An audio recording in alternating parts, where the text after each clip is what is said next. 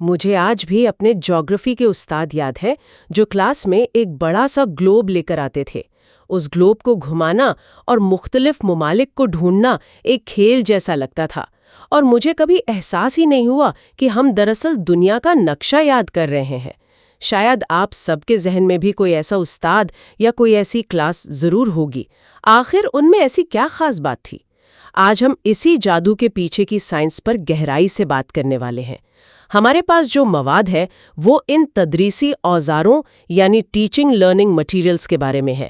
ہمارا مقصد صرف یہ جاننا نہیں کہ یہ کیا ہے، بلکہ یہ سمجھنا ہے کہ یہ کام کیوں کرتے ہیں، یہ ہمارے سیکھنے کے انداز پر اتنا گہرا اثر کیسے ڈالتے ہیں۔ بالکل، اور یہ گفتگو صرف اساتذہ یا طلبہ کے لیے نہیں ہے، یہ ہر اس شخص کے لیے ہے جو اپنی بات کو مؤثر طریقے سے دوسروں تک پہنچانا چاہتا ہے، کیونکہ آج ہم جن اصولوں کی بات کریں گے وہ ایک کلاس روم سے لے کر ایک بورڈ روم کی پریزنٹیشن تک ہر جگہ لاگو ہوتے ہیں۔ سوال یہ ہے کہ معلومات کو ایک یادگار تجربے میں کیسے بدلا جائے۔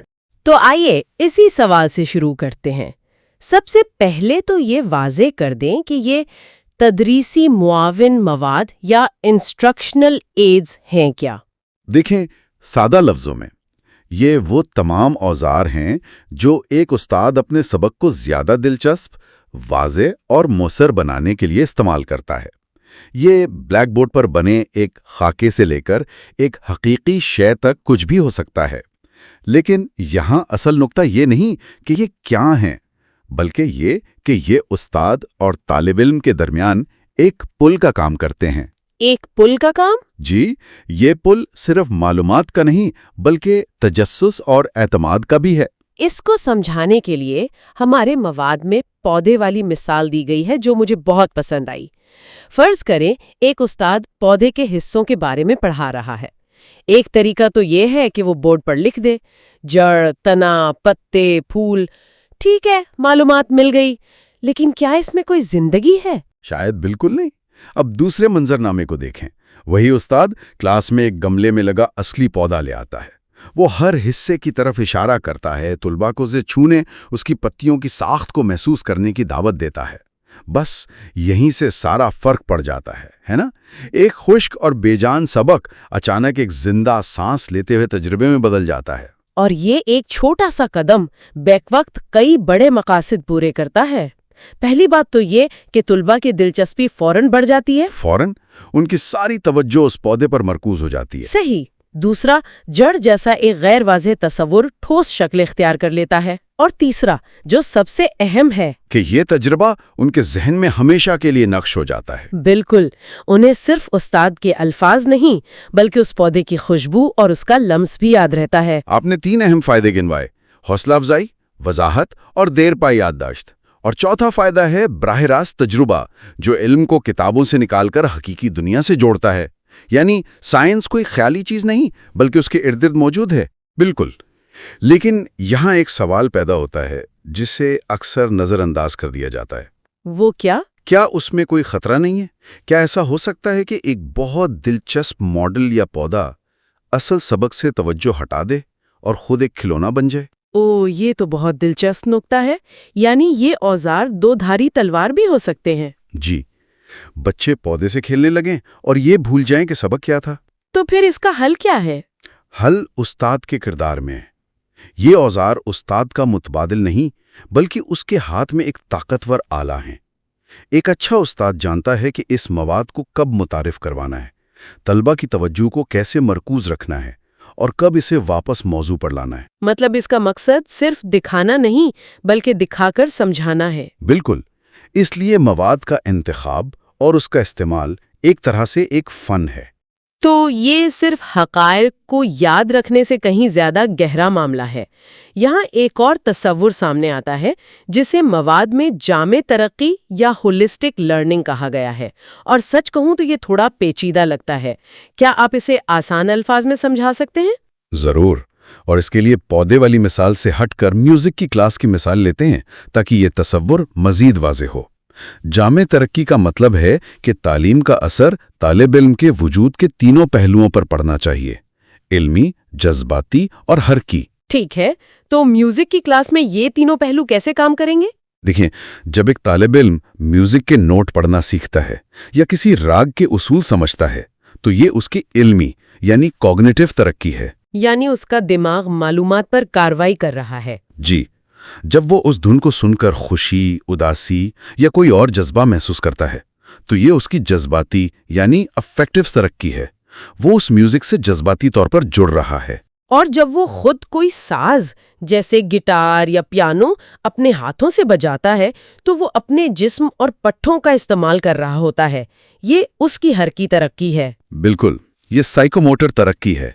यहाँ असल नुक्ता ये है कि हमारी रिवायती तालीम ज्यादातर सिर्फ पहले यानी इल्मी पहलू पर जोर देती है, हकाइक को याद करना, फॉर्मूले रटना। सही। लेकिन तदरीसी मवाद इस पूरे निज़ाम को चैलेंज करता है। ये कहता है कि अगर तालिब इल्म सीखने के अमल से जज्बाती तौर पर नहीं जुड़ता या उसे अमली तौर पर अपने हाथों से नहीं करता, तो वो तालीम अधूरी है। वाह, इस जाविये से तो मैंने कभी सोचा ही नहीं था। इसका मतलब है कि ये औजार सिर्फ सबक को दिलचस्प नहीं बनाते, बल्कि वो तालीम को मुकम्मल करते हैं। अच्छा, ये तो बहुत मुअस्सर है, लेकिन हर उस्ताद क्लास में असली पौधा या पियानो नहीं ला सकता। आप निज़ाम शमसी को क्लास में कैसे लाएंगे? तो इस मसले का क्या हल है? क्या इसके लिए कोई और औजार मौजूद हैं? यही वो सवाल है जो हमें तदरीसी मवाद की मुख्तलिफ अक़साम की तरफ ले जाता है, और उन्हें समझने के लिए उन्हें 3 बड़ी कैटेगरीज में तकसीम किया जा सकता है। पहली है सुमी मवाद यानी ऑडियो एड्स, वो औजार जो सिर्फ हमारी सुनने की हिस्स को इस्तेमाल करते हैं। जैसे रेडियो या टेप रिकॉर्डर? आजकल तो शायद ये पुराने लगते हैं। हाँ, रिवायती मिसालें यही हैं, लेकिन आज के दौर में इसकी बेहतरीन मिसालें पॉडकास्ट, ऑडियो बुक्स या जुबान सिखाने वाली ऐप्स हैं। अच्छा, जहां आप मुकामी बोलने वालों का तलफ़्फ़ुज़ सुनकर अपनी जुबान बेहतर बनाते हैं। बिल्कुल, ये सुनने की महारत को तेज करने के लिए आज भी इतने ही अहम हैं। ठीक है, और दूसरी किस्म? दूसरी और सबसे वसी किस्म है बसरी मवाद यानी विजुअल एड्स, जो हमारी देखने की हिस्स पर इन्हिसार करती है। इसे मजीद 2 हिस्सों में तकसीम किया जाता है। एक वो जिन्हें हम बराह रास्त देखते हैं यानी नॉन प्रोजेक्टेड, और दूसरे वो जिन्हें किसी स्क्रीन पर दिखाया जाता है यानी प्रोजेक्टेड। पहले नॉन प्रोजेक्टेड की बात करते हैं। इसमें क्या क्या शामिल है?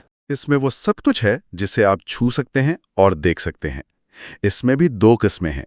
एक है 2 जहती या 2D, यानी हमवार चीजें जैसे चार्ट, ग्राफ, तस्वीर, पोस्टर्स। और सबसे बुनियादी बसरी मवाद यानी ब्लैक बोर्ड। ये मालूमात को मुनज़्ज़म करने के लिए बेहतरीन है। एक अच्छा ग्राफ 1000 अल्फाज पर भारी हो सकता है ना? बिल्कुल। और दूसरी किस्म साजहती या 3D है, जिसमें गहराई भी होती है। मेरे ख्याल में जादू यहीं से शुरू होता है, जैसा मेरा ग्लोब वाला तजुर्बा था। नक्शा 2D है, लेकिन ग्लोब 3D है। ग्लोब को देखकर ही पहली बार समझ आता है कि जमीन वाकई गोल है और हवाई जहाज सीधा जाने के बजाय घूमकर क्यों जाता है। बेहतरीन मिसाल है। 3D मवाद तजरीदी तस्वुरात को ठोस शक्ल देता है। इसमें हकीकी अशिया जैसे पौधा तो शामिल हैं ही, लेकिन जब हकीकी शय लाना मुमकिन ना हो तो वहाँ मॉडल्स काम आते हैं। जी, आप निज़ाम शमसी को क्लास में नहीं ला सकते, लेकिन इसका एक मॉडल तुलबा को सैयारों के मदार और उनके साइज का वो तस्वर दे सकता है जो किताब में बनी तस्वीर कभी नहीं दे सकती। इसी तरह इंसानी दिल का मॉडल या DNA का मॉडल, ये पेचीदा निज़ामों को समझना आसान बना देता है। यकीनन। और मवाद में कठपुतलियों यानी पपेट्स का भी जिक्र है, जो खास तौर पर छोटे बच्चों को कहानियां सुनाने और अखलाकी असबाक सिखाने के लिए एक बेहतरीन 3D जरिया हैं। ये सीखने को एक खेल बना देती हैं, जिससे पढ़ाई का खौफ खत्म हो जाता है। बिल्कुल। और बसरी मवाद की दूसरी किस्म है प्रोजेक्टेड एड्स। ओवरहेड प्रोजेक्टर या फिल्म स्ट्रिप, जो पुराने वक्तों में इस्तेमाल होती थी। जी, और आज इनकी जगह डिजिटल प्रोजेक्टर्स और स्मार्ट बोर्ड्स ने ले ली है, जो हमें तस्वीर के साथ साथ वीडियोस और एनिमेशंस दिखाने की भी सहूलत देते हैं। और ये हमें तीसरी और आखिरी किस्म पर लाता है, समय व बसरी मवाद यानी ऑडियो विजुअल एड्स, जो आवाज़ और तस्वीर को मिला देता है। आजकल तो शायद हम सबसे ज्यादा इसी से घिरे हुए हैं। जी, और ये सबसे ज़्यादा मुअस्सर भी हो सकता है, क्योंकि ये बैक वक्त हमारी 2 हवास यानी देखने और सुनने को मुतहर्रिक करता है। اس میں ٹیلی ویژن پر چلنے والی دستاویزی فلم سے لے کر یوٹیوب کی تعلیمی ویڈیوز اور کمپیوٹر سیمولیشنز تک سب کچھ شامل ہے۔ لیکن کیا ان سب میں کوئی فرق ہے؟ کیا ایک ٹی وی پروگرام دیکھنا اور کمپیوٹر پر ایک انٹریکٹیو سبق حاصل کرنا ایک ہی بات ہے؟ نہیں، اور یہ ایک بہت اہم نقطہ ہے۔ ٹیلی ویژن یا ایک عام ویڈیو ایک یک طرفہ ذریعہ ہے، آپ صرف معلومات وصول کرتے ہیں۔ صحیح۔ لیکن آج کے دور میں کمپیوٹرز اور آن لائن مواد نے اسے دو طرفہ بنا دیا ہے۔ اب طالب علم انٹریکٹیو مواد کے ساتھ خود بھی مشغول ہو سکتا ہے۔ وہ ایک ورچوئل کیمیائی تجربہ کر سکتا ہے۔ بالکل، وہ اپنی رفتار سے سیکھ سکتا ہے، ویڈیو کو روک سکتا ہے، دوبارہ دیکھ سکتا ہے۔ یہ سیکھنے کے عمل پر طالب علم کو زیادہ کنٹرول دیتا ہے، جو کہ ایک بہت بڑی تبدیلی ہے۔ تو اس ساری گفتگو کو سمیٹتے ہیں، ہم نے دیکھا کہ تدریسی معاون مواد صرف کلاس کو سجانے کی چیزیں نہیں ہیں، بلکہ یہ سیکھنے کے عمل کی روح ہیں۔ یہ ایک خشک سبق کو ایک یادگار تجربے میں بدل سکتے ہیں۔ یہ صرف ایک تجربہ نہیں بناتے، بلکہ یہ تعلیم کے ادھورے پن کو مکمل کرتے ہیں۔ یہ یقینی بناتے ہیں کہ طالب علم صرف اپنے دماغ سے نہیں، بلکہ اپنے دل اور اپنے ہاتھوں سے بھی سیکھے۔ یہ تجسس کو ابھارتے ہیں اور علم کے خوف کو ختم کرتے ہیں۔ جی، یہ تعلیم کو ایک مکمل اور مربوط عمل بناتے ہیں۔ اور جیسا کہ آپ نے شروع میں کہا تھا، یہ اصول صرف کلاس روم تک محدود نہیں۔ جب کوئی آرکیٹیکٹ ایک عمارت کا 3D ماڈل بنا کر اپنے کلائنٹ کو دکھاتا ہے، یا کوئی ڈاکٹر انسانی جسم کے ماڈل پر مریض کو اس کی بیماری سمجھاتا ہے، تو وہ بھی دراصل تدریسی معاون مواد ہی استعمال کر رہا ہوتا ہے۔ یقیناً، کیونکہ یہ انسانی نفسیات کا ایک بنیادی اصول ہے کہ ہم سن کر بھول جاتے ہیں، دیکھ کر کچھ یاد رکھتے ہیں، لیکن جو خود کرتے ہیں وہ ہمیشہ کے لیے سمجھ جاتے ہیں۔ ہم نے روایتی چارٹ اور ماڈل سے لے کر کمپیوٹر تک کا سفر دیکھا، لیکن جیسے جیسے ٹیکنالوجی آگے بڑھ رہی ہے، ورچوئل ریالٹی اور آگمنٹڈ ریالٹی جیسے نئے اوزار سامنے آ رہے ہیں۔ یہ اس پوری بحث کو ایک نئی سطح پر لے جاتا ہے۔ ذرا تصور کریں کہ تاریخ کا طالب علم صرف اہرام مصر کی تصویر نہ دیکھے، بلکہ ورچوئل ریالٹی ہیڈ سیٹ پہن کر خود اس کے اندر چل پھر سکے۔ یا میڈیکل کا طالب علم ایک حقیقی آپریشن کیے بغیر آگمنٹڈ ریالٹی کے ذریعے انسانی جسم کے اندر جھانک کر ورچوئل سرجری کی مشق کر سکے۔ یہ تو تخیل سے بھی آگے کی بات لگتی ہے۔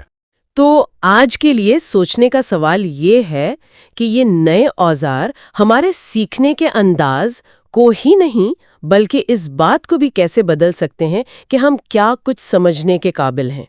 کیا یہ ان پیچیدہ تصورات جیسے کوانٹم فزکس یا کائنات کی ابتدا کو بھی ہماری پہنچ میں لا سکتے ہیں، جو آج ہمیں تقریباً ناممکن لگتے ہیں؟ اس پر غور کیجیے گا۔